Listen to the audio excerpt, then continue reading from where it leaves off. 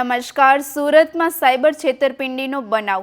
નકલી આરટીઓ ઈ ચલણની APK file મોકલી mobile hack કરી 70,000થી વધુ રૂપિયાની ચોરી કરાઈ હોવાનું બહાર આવ્યું. માહિતી મુજબ આરોપી બોદુ પલેજાએ વોટ્સએપ પર નકલી ડિજિટલ આરટીઓ એપીકે ફાઇલ મોકલી હતી. ફરિયાદીએ ફાઇલ ઓપન કરતાં જ તેમનો મોબાઈલ હેક થયો અને બેંક ખાતામાંથી કુલ 70,379 રૂપિયા ટ્રાન્સફર થયા. ચોંકાવનારી બાબત એ છે કે આરોપી સરકારી હોસ્પિટલમાં કોન્ટ્રાક્ટ આધારિત ટીબી સુપરવાઇઝર તરીકે ફરજ બજાવે છે. સાયબર ક્રાઇમ સેલે ટેકનિકલ તપાસના આધારે આરોપીને જૂનાગઢથી ઝડપી પાડી કોર્ટમાં રજૂ કર્યો, જ્યાંથી 4 દિવસના રિમાન્ડ મેળવવામાં આવ્યા.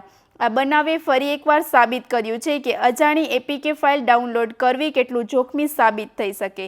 વધુ સમાચાર માટે જોડાયેલા રહો. RP Gujarat news, Rajkot.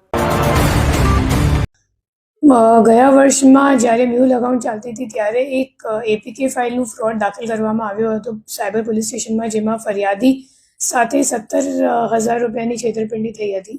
આ ગુનાની તપાસ કરતાં અમે લોકોને ખબર પડી કે જે 70,000 છે એમની બિલ પેમેન્ટ કરવા માટે ઉપયોગ થયો છે, દુરુપયોગ કહેવાય શકે. અને એને ટેકનિકલ વર્કઆઉટ કરીને જૂનાગઢ ખાતેથી બોધુભાઈ પલીજા કરીને એક આરોપીને ધરપકડ કરવામાં આવ્યો છે. બોધુભાઈ એમ આરોગ્ય વિભાગમાં કોન્ટ્રાક્ટ ઉપર કામ કરે છે અને એના સિવાય પાર્ટ ટાઈમ જોબ ઈસ્ટ મુદ્રા કંપનીમાં કરે છે અને ત્યાં ક્રેડિટ કાર્ડવાળું જ કામ કરે છે, ક્રેડિટ કાર્ડ ભરવાનું કામ. એમની પાસે 2 ક્રેડિટ કાર્ડ છે, બેંક ઓફ બરોડા અને આઈસીઆઈસીઆઈ બેંકનું, અને બંનેમાં ફ્રીમાં બિલ પે કરવાની એમને જે નાસ્તો ફરતો આરોપી છે એમની સાથે સંકલન થઈને એમની પાસેથી ભરવામાં આવ્યું છે. એમાં વિશ્વાસમાં લેવાનું કંઈ કામ નથી. એપીકે ફાઇલનું ફ્રોડ છે. એમાં જે ફરિયાદી છે એમના ફોન ઉપર આરટીઓ ચલાન નામનું કોઈ એપીકે ફાઇલ આવ્યું અને ડાઉનલોડ કરીને એમનું ફોન હેક થઈ ગયું અને ફોન હેક કરીને પછી જે કંઈક ઓટીપી આવે છે તો એ ઓટીપી વાપરીને ફંડ એટલે ક્રેડિટ કાર્ડનો પેમેન્ટ કરવા માટે ટ્રાન્સફર કરવામાં આવ્યું છે.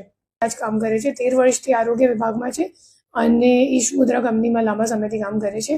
અને એના સિવાય જ્યારે નાનો હતો, લાઈક 16 વર્ષનો હતો, ત્યારે નેશનલ લેવલ વેઇટ લિફ્ટિંગમાં પણ એક ખેલાડી તરીકે ઇન્ડિયાને રિપ્રેઝેન્ટ કરતો હતો. એપીકે ફાઇલ વોટ્સએપ ઉપર મોકલવામાં આવે છે અને એ લોકોનું કામ, મતલબ આ જે આરોપી છે એમની ભૂમિકા ફક્ત બિલ પેમેન્ટ કરવાની છે. મતલબ જે ફ્રોડનો પૈસો છે એમને એ લોકો બેંક એકાઉન્ટમાં નહીં લેતા અને ક્રેડિટ કાર્ડનું બિલ પેમેન્ટ કરવા માટે ઉપયોગ કરે છે. તમને અગર કોઈ પણ પ્રકારની અગર એપીકે ફાઇલ તમને સોશિયલ મીડિયા પ્લેટફોર્મ પર, ટેલિગ્રામ અથવા તો વોટ્સએપ મેસેન્જર ઉપર આવે તો એમને ઇન્સ્ટોલ નથી કરવાનું, કેમ કે એપીકે ફાઇલ એટલે એપ્લિકેશન ફાઇલ અને જે તે એપ્લિકેશન તમારે જે કંઈક એપ્લિકેશન ફોન ઉપર ડાઉનલોડ કરવાનું હોય તો એ તમારે ફક્ત પ્લે સ્ટોર ઉપરથી જ ડાઉનલોડ કરવાનું.